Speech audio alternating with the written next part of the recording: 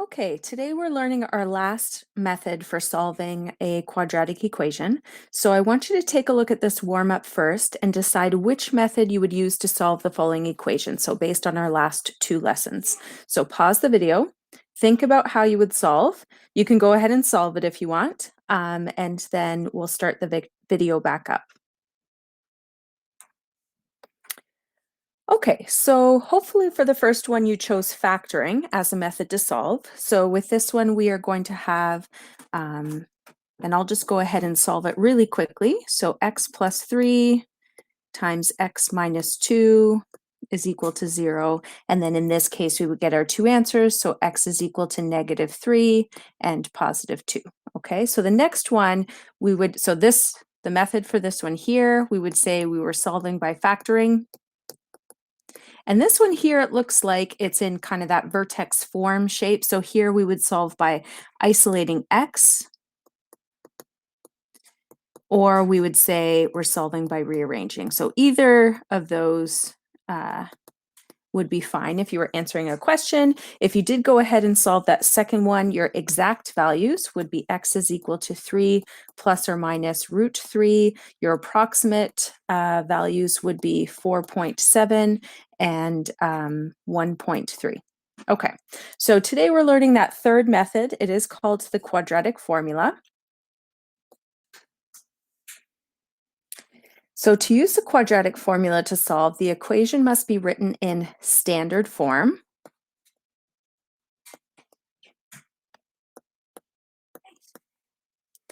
With the equation, or with the right side equal to 0, but it really doesn't matter. So I'm going to say with the equation set equal to 0, okay?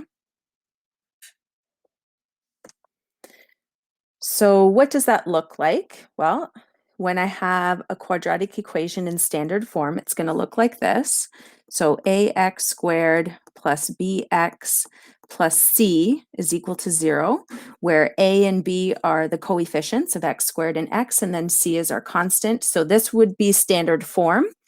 And then our quadratic formula tells us that if this is true, okay, or if we have this set up like this, if we have an equation in standard form set equal to 0, then our solution for x, or x must be equal to the following formula. Now it's a little bit intimidating. I'm going to go ahead and write it down.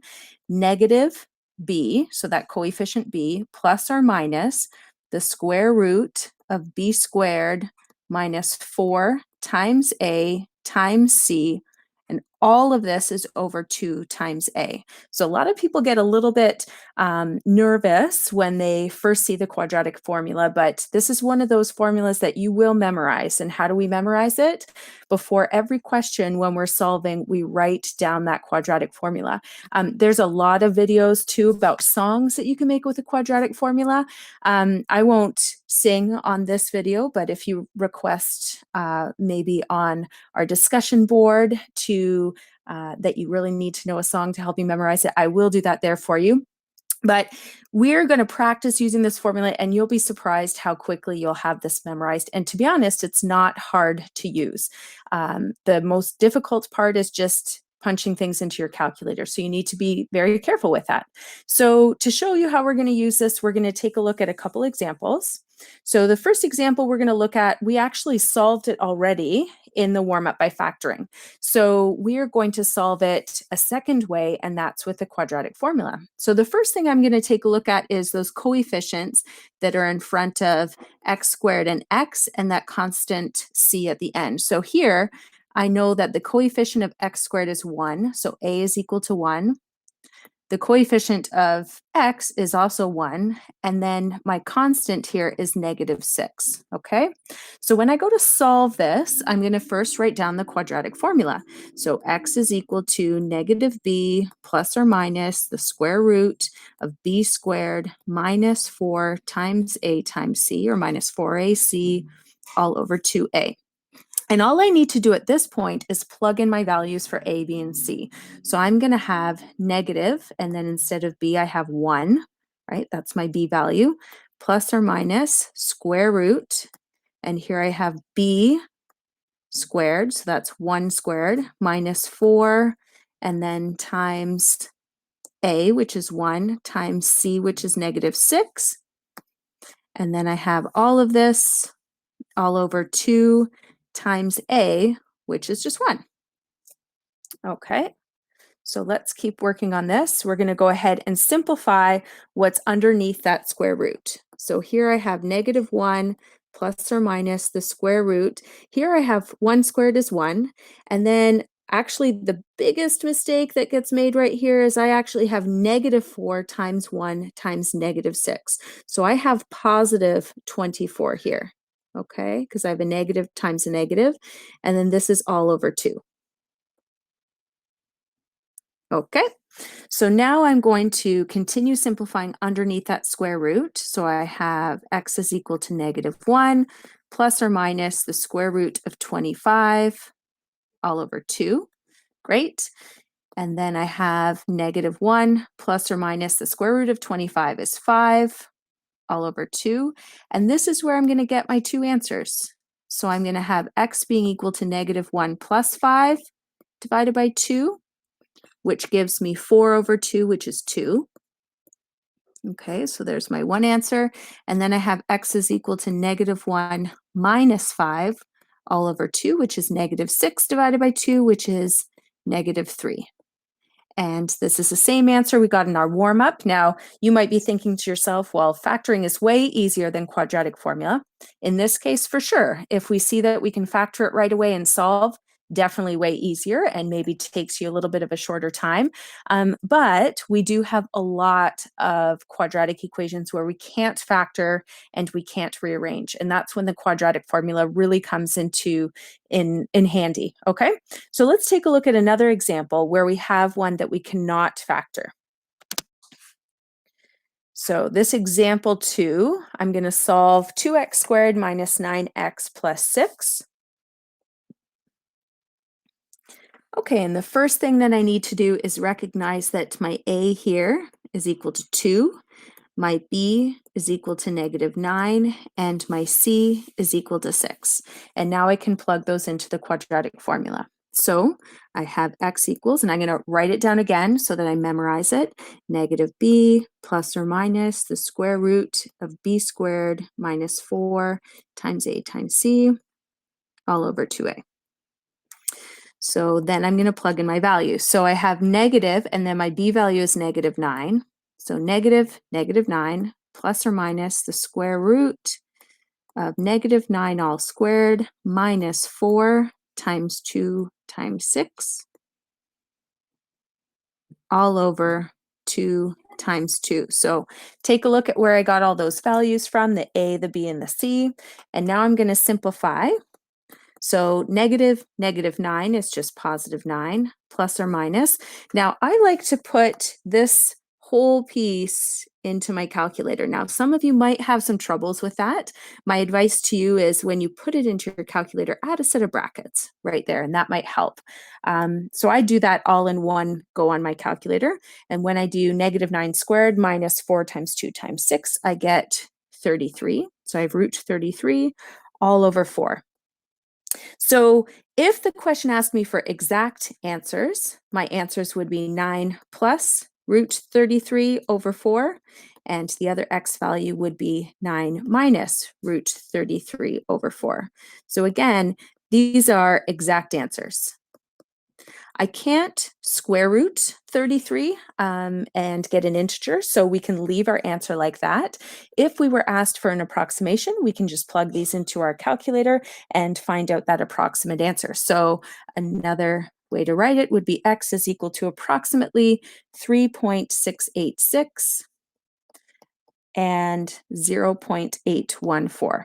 Now I want to introduce the idea that when we're solving this quadratic equation, really, it's taking a look at this quadratic function and when it is equal to 0.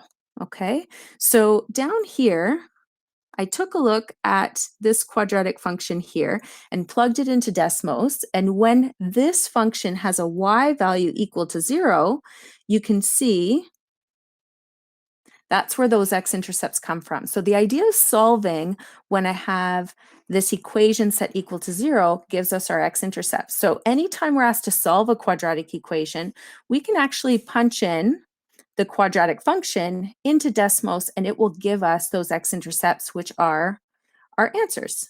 Okay, so I want you to start making that connection. We're going to go to one more example. So this is our last example here. Again, I have that quadratic equation in standard form. Now note, if it's not in standard form, you just rearrange it and put it into standard form. Here, I have a is equal to -1, b is equal to -3, and c is equal to -5. Now, we do have a lot of negatives. I could, since this is an equation with a left, a right, and an equal sign, I could multiply both sides by -1 and solve this equation here. Has the same answers, okay? But I'm actually going to, for the purpose of our learning, I'm going to use these values here because it doesn't matter either way. And I want everybody to be okay with working with these negative numbers. It's a little bit more difficult, so we're just going to use them as an example, okay? So again, I'm going to plug these into my quadratic formula. So -b plus or minus the square root of b squared minus 4ac all over 2a.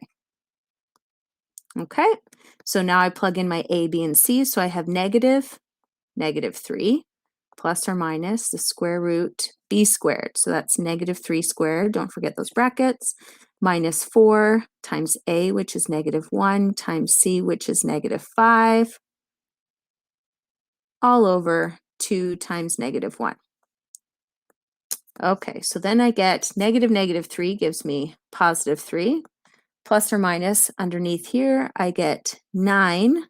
Oops. Oh, my eraser isn't very big. That's okay. Okay, I get 9 minus 20. So again, be careful with that part underneath the square root. That's where people tend to have issues with their calculator. All over -2. So I get x is equal to 3 plus or minus root -11 all over -2. And what do we see here? We see that we have an issue. So we have a negative underneath the square root. And you might be thinking, what's up with that? What am I gonna do here? Can I square root that -11? My calculator certainly won't let me do it. In this case, the answer is that there is no solution. So there is no value of x that makes this equation true. So there's actually no value of x that I could plug in here that will give me a value of 0. So our answer that we write when we get that negative underneath the square root is that there's no solution. And we're going to get into that a little bit more tomorrow in tomorrow's lesson. Let's take a look at the parabola, okay, that matches with this equation. When I take a look at this parabola, if I'm looking at the places, the x values where y is equal to 0, we can see that we have none, okay? So that's why there's no solution here. We have no x-intercepts for this parabola. We have no values of x that would make this y value equal to 0. So that's the connection I want you to make there. And that certainly does come up because we have a lot of parabolas that don't have x-intercepts, and we certainly have a lot of equations that we don't have solutions to. So that's today's lesson. Again, the key to for your practice work is to write down the formula every time until you totally have it memorized. And double check your answers while you're doing those questions so you know if you're making mistakes with your calculator. It's not you, it's your calculator. And then be sure to email any questions or put them on the discussion board.